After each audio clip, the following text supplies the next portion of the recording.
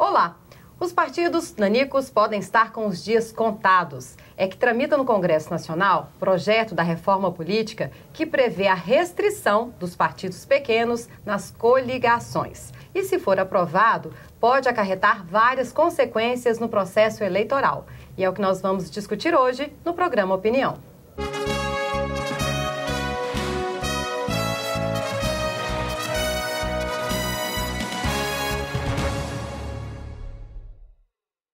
E para falarmos sobre reforma política, recebemos aqui o deputado estadual Luiz César Bueno, presidente do PT e membro da direção nacional do PT. Muito obrigada, deputado.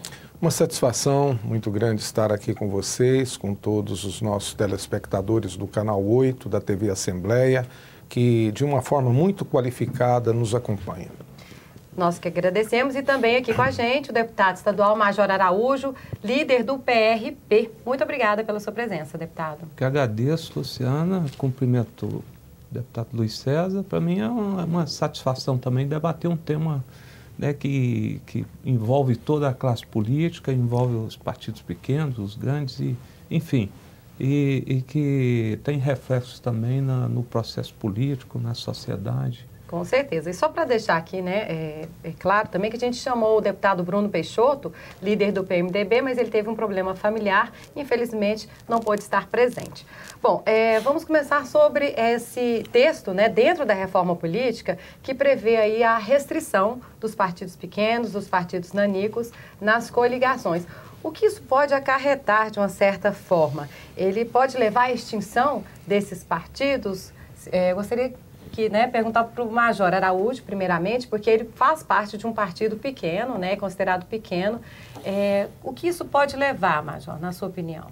Pode levar justamente à extinção, se não à extinção, à inviabilização dos partidos pequenos, especialmente para concorrer a cargos majoritários. Veja bem, a medida ela inviabiliza a partir do momento em que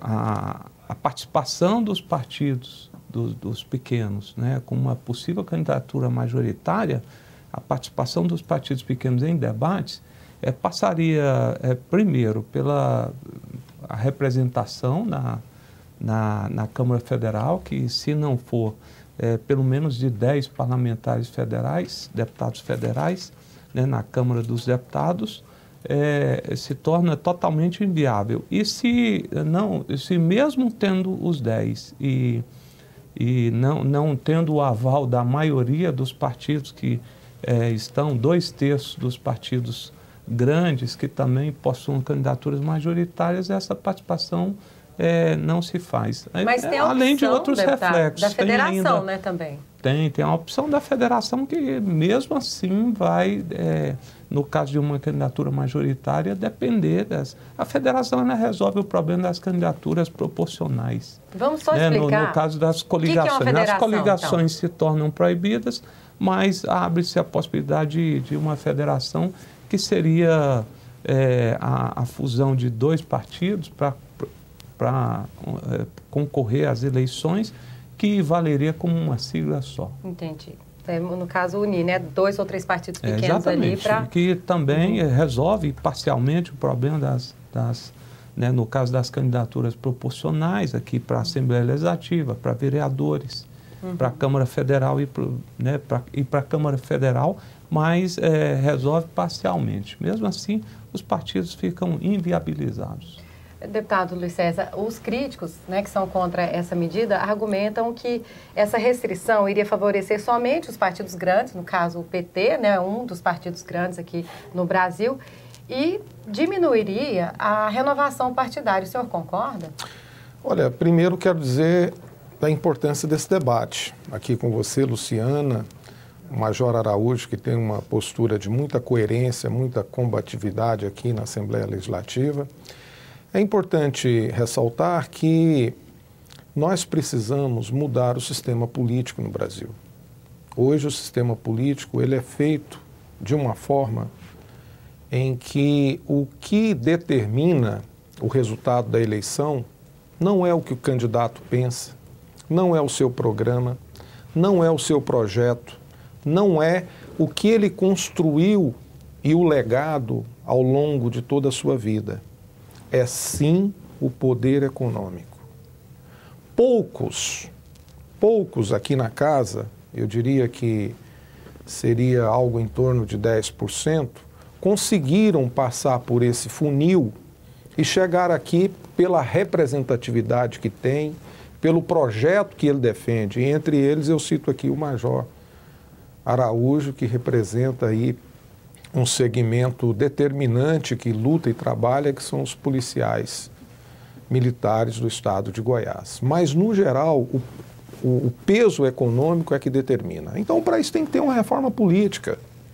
E a reforma política ela tem que vir através de um debate sobre financiamento público de campanha, através do debate da limitação do número de partidos, sim.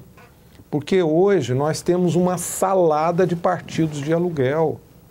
Tem município que, se um cidadão de bem que resolve ser candidato alternativo para prefeito ou para vereador, ele vai procurar um partido, o partido já está todo compromissado com o prefeito ou com o mandatário político local que já negociou, comprou todas as legendas. E às vezes ele até tem representatividade, mas não consegue chegar, né? Não, com quase 40 partidos políticos existentes, ele não consegue sequer colocar sua candidatura. Então, nesse sentido, eu acho que nós precisamos de colocar algumas barreiras. Colocar barreiras não significa limitar a democracia, mas significa dar mais representatividade aos partidos. Existia uma proposta que o partido político, para existir, ele teria que ter pelo menos 5% dos votos em todo o Brasil.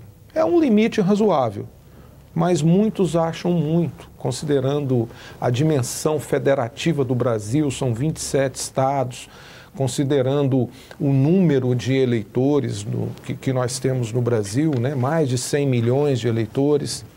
Então, eu acredito que algo em torno de 2% dos votos como barreira para um partido existir é razoável. Porque um partido que não conseguir 2% dos votos de todo o Brasil, ele não tem estrutura nem condição de existir. Então, esse é o fundamento básico que nós colocaríamos para a existência dos partidos políticos.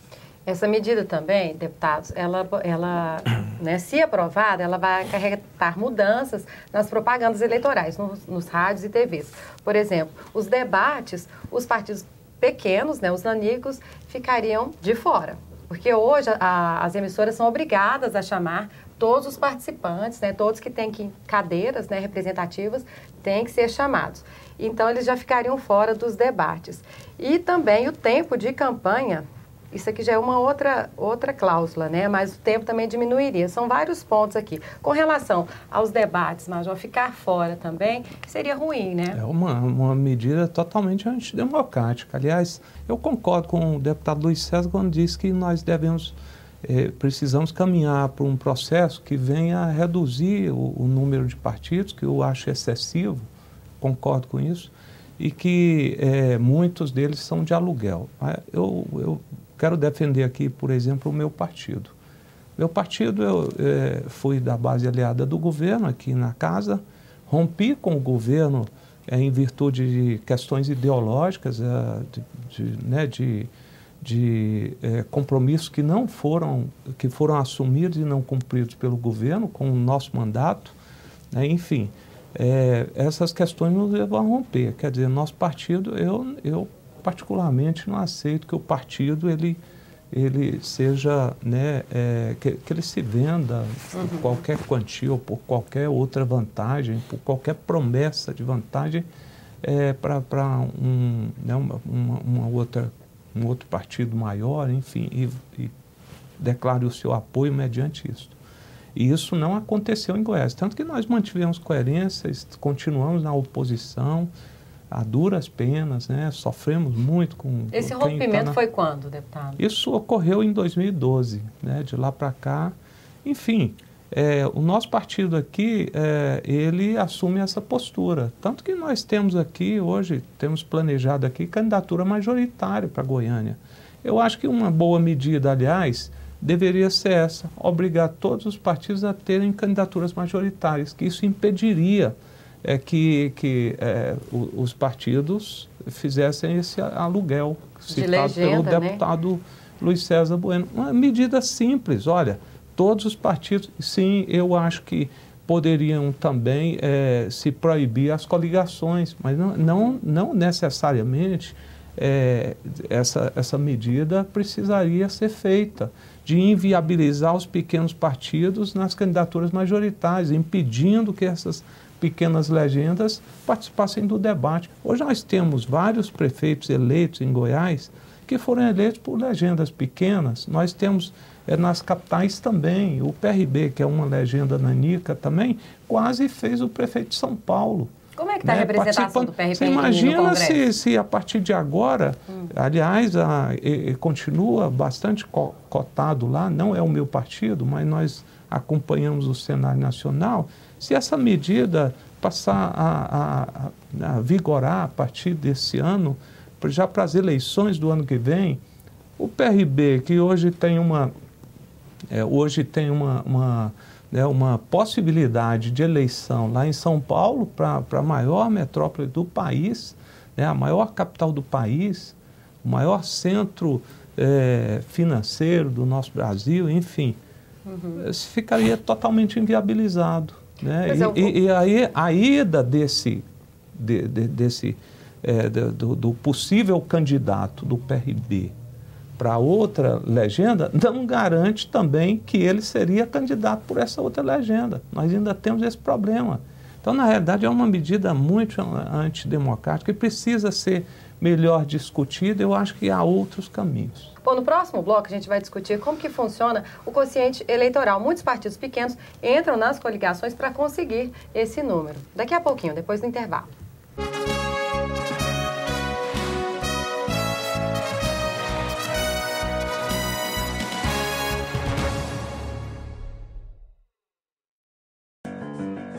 Você fica constrangido quando encontra uma pessoa com deficiência?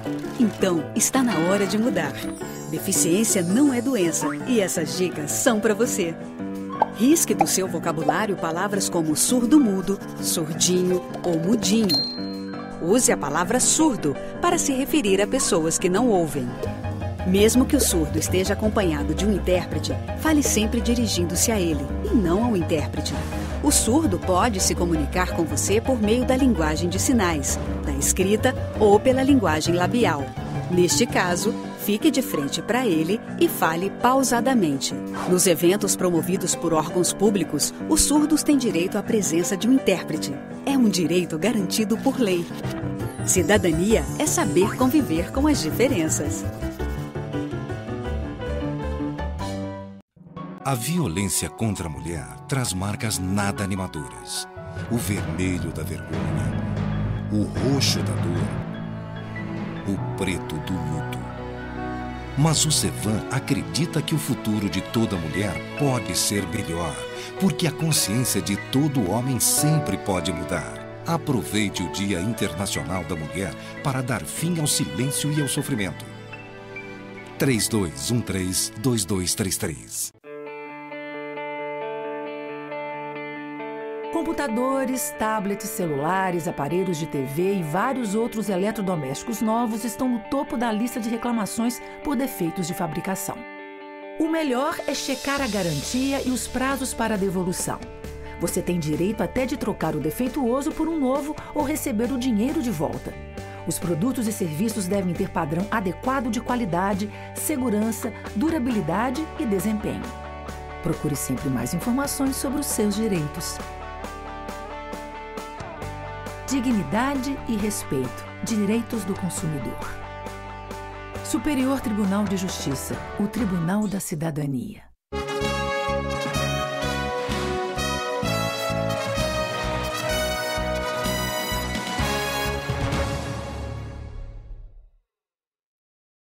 O programa Opinião volta com o tema Reforma Política. Um projeto que tramita no Congresso pretende restringir a participação dos partidos nanicos nas coligações. E eu gostaria de saber aqui do deputado Luiz César como que funciona essa participação, porque é importante, no caso, as coligações, deputado, para os partidos pequenos, atingir o quociente eleitoral, né? Porque se não é dessa forma, eles não conseguem ser eleitos. Olha, explica pra gente como que é importante as coligações. As coligações, elas mantêm uma articulação mínima de um campo de partidos que pensam de forma coesa. Agora, a coligação, ela tem que estar linkada também no princípio da fidelidade partidária, porque o mandato tem que ser definido. O mandato é do partido ou o mandato é da coligação? Então, muitas vezes, o suplente de um partido recorre, mas o suplente que teria que assumir, no caso de alguém perder a vaga, é o suplente da coligação. Então, na medida que as coligações mantêm com essas características do jeito que estão, a fidelidade partidária deixa de ser cumprida, porque o mandato não é do partido, o mandato é da coligação. E do candidato principal, né? E do candidato principal que teve o maior número de votos. Então, isso precisa ser definido melhor. Se definir que o mandato é do partido, independente da posição dele na coligação, aí é possível manter a coligação no nosso entendimento. Agora, os partidos somente se fortalecerão e manterão o seu programa, o seu projeto como partidos fortes, se eles tiverem, eu não vou dizer obrigatoriedade, mas a autonomia e o estímulo para lançar chapa própria. Porque o que acontece em uma cidade é que um determinado vereador apropria da legenda, mas ele nunca monta uma chapa. É sempre ele sozinho lá no meio da coligação. A gente fala das majoritárias, mas também, né? Não, até agora eu tenho colocado essencialmente na questão das candidaturas majoritárias. Então é necessário um modelo. Se for para manter a coligação, tem que definir que a vaga é do partido, não é do mais votado da coligação, porque aí você dá vida ao partido. A outra questão básica que é importante, eu acho que nós devemos ter exemplo dos Estados Unidos e de outros países da Europa, é a candidatura avulsa. Sim. O cidadão se comparece, principalmente para cargo majoritário. Profissional liberal. Ele fala, olha, eu quero ser candidato e eu vou lançar meu nome como uma candidatura avulsa. Mas sem partido? Isso é... Não, eu acho que nós devemos ter brecha. Se ele conseguir passar por alguns critérios rígidos, tipo uns 30%, 40% do número de eleitores, as candidaturas avulsas poderão ser aceitas.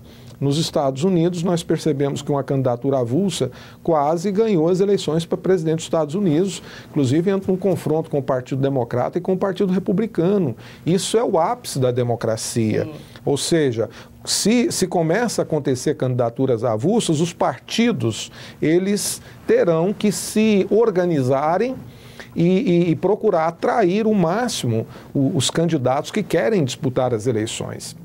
Então, eu acredito que o que nós estamos vivendo agora é um processo de definição. Agora, não que essa dá... medida vai passar?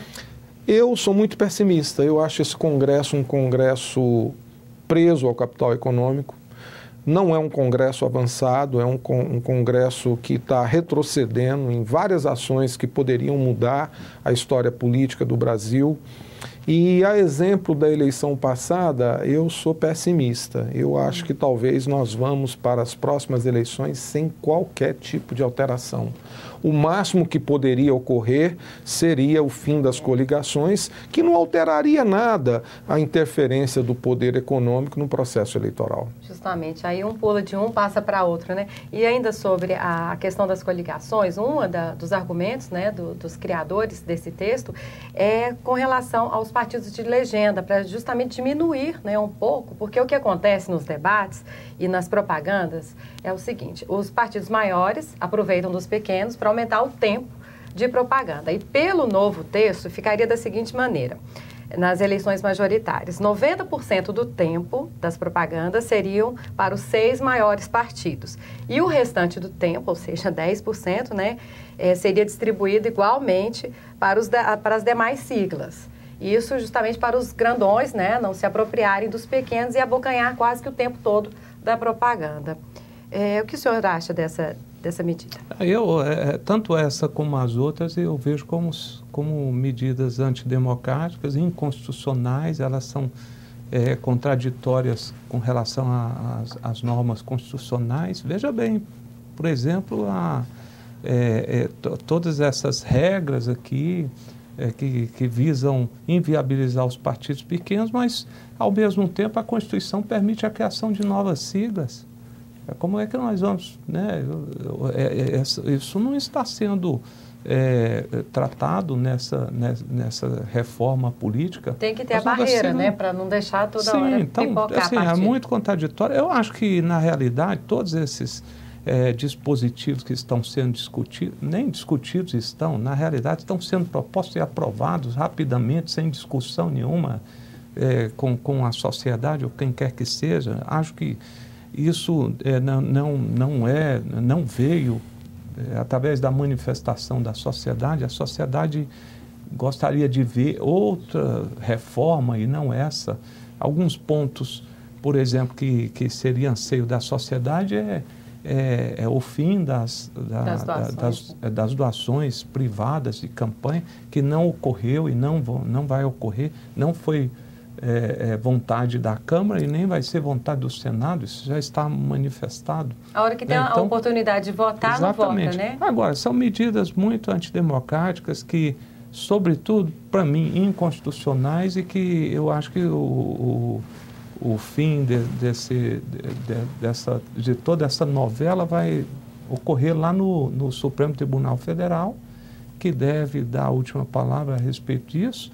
Acho que os partidos nanicos vão recorrer, isso no nosso partido, por exemplo, tem sido discutido. Mas o senhor concorda que tem que ter um limite também, né? Porque o país hoje tem mais de 30 partidos. Eu sou a favor da redução de siglas, eu acho que há outro processo para se fazer isso, né? Se tentou aí alguma coisa, houve até um ensaio de fusões de partidos, eu achei positivo, acho que essa fusão ela seria benéfica, né? Acho que outros caminhos já começaram a ser trilhados e depois foram abandonados para se fazer agora uma medida totalmente antidemocrática, impositiva, sem que haja a discussão devida com toda a sociedade, com todos os partidos. Enfim, eu acho que existem outros caminhos que são menos dolorosos, que seriam mais aceitos por todas as siglas.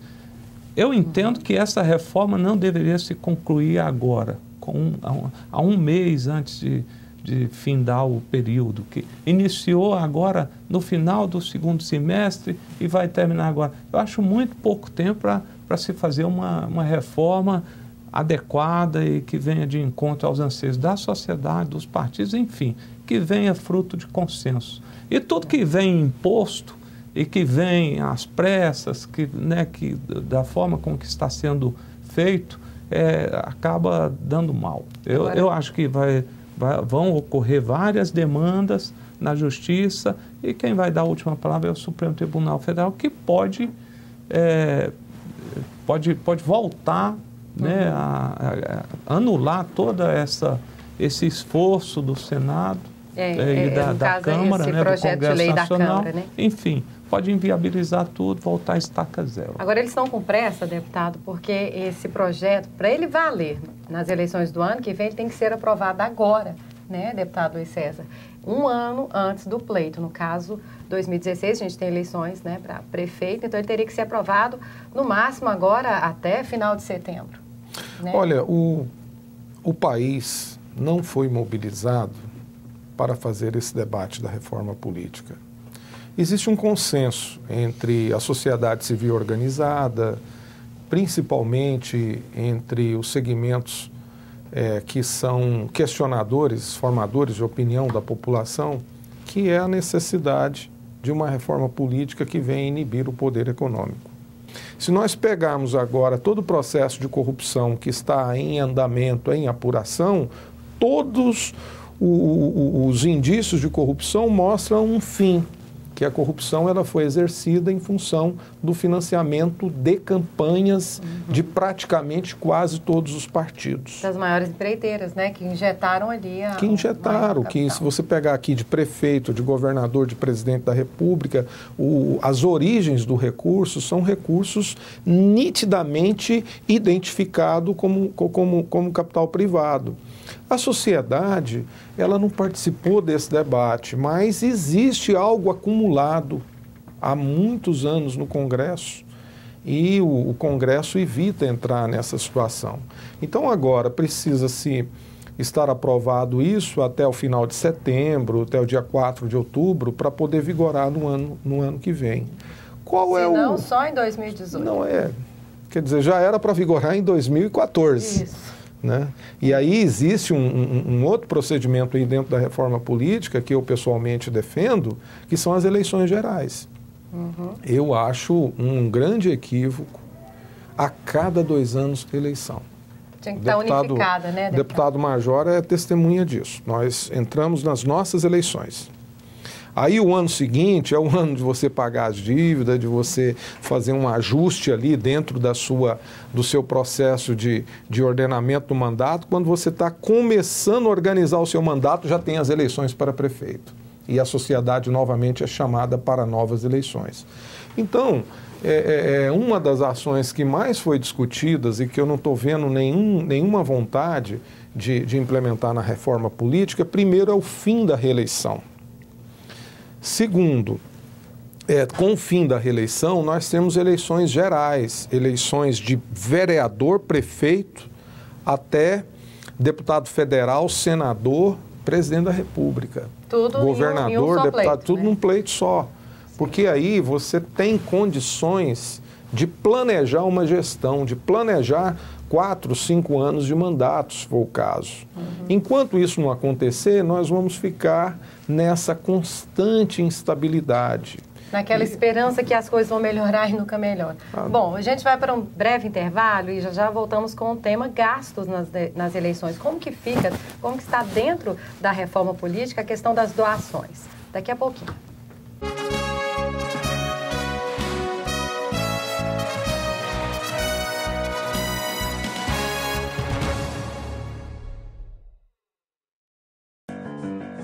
Você fica constrangido quando encontra uma pessoa com deficiência? Então, está na hora de mudar. Deficiência não é doença e essas dicas são para você. Risque do seu vocabulário palavras como surdo-mudo, surdinho ou mudinho. Use a palavra surdo para se referir a pessoas que não ouvem. Mesmo que o surdo esteja acompanhado de um intérprete, fale sempre dirigindo-se a ele e não ao intérprete. O surdo pode se comunicar com você por meio da linguagem de sinais, da escrita ou pela linguagem labial.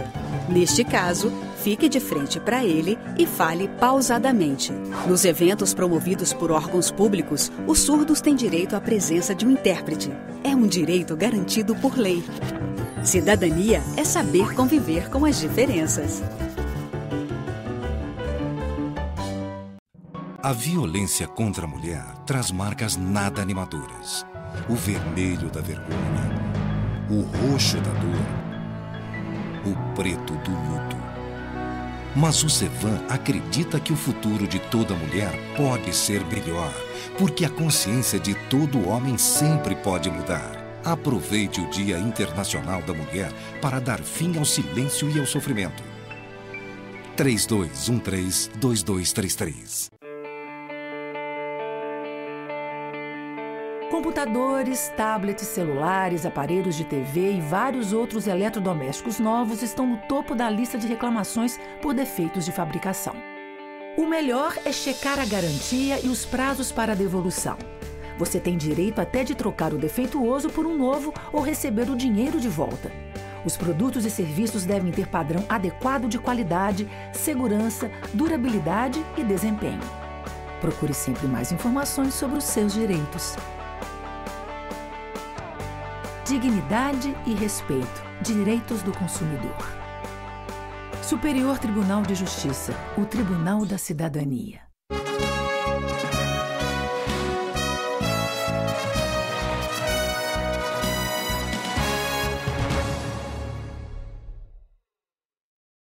O programa Opinião volta com o tema Reforma Política. Estamos recebendo aqui hoje o deputado Major Araújo, líder do PRP, e também o deputado Luiz César Bueno, líder do PT. E estávamos falando sobre itens da reforma política, né? O deputado citou a unificação das eleições, que poderia ajudar, né? No caso, no processo democrático. E ele citou também os gastos, né? O fim das doações, no caso, as doações particulares.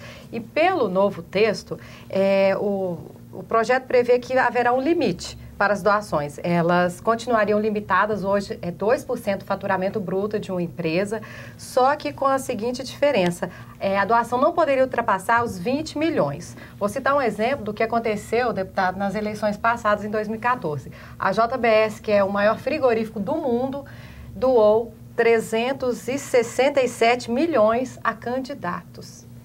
É um número exorbitante, né? E isso, lógico, tem um preço, isso não é assim dado sem mais nem menos, né? Então, isso poderia mudar com a nova legislação. Gostaria das opiniões. Pode começar, deputado Major? Sim.